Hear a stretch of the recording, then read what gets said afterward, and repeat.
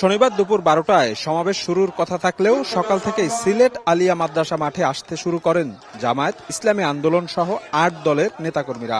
অনেকে উপস্থিত হন ভোরেই, হাতে ছিল প্লাকার্ড, ব্যানার সহ দলীয় প্রতীক।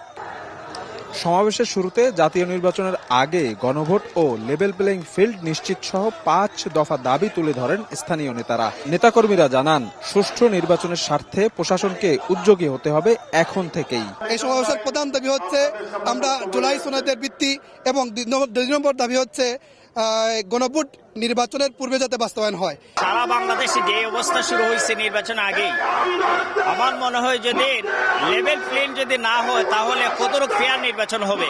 এ সময় বিগত সরকারের আমলে নানা অপরাধে জড়িতদের বিচার দাবি করেন নেতাকর্মীরা। নিষেধাজ্ঞার দাবি তোলেন ফ্যাসিবাদের সহায়তাকারী রাজনৈতিক দলগুলোর উপরেও।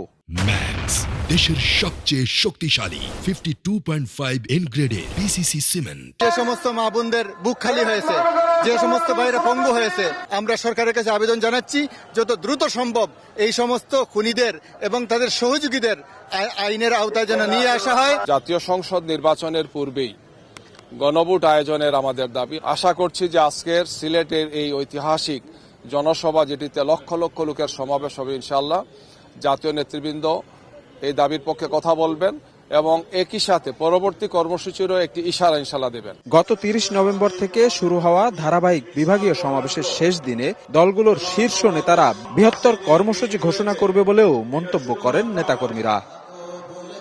শফিক মুন্সি, সময় সংবাদ, সিলেট।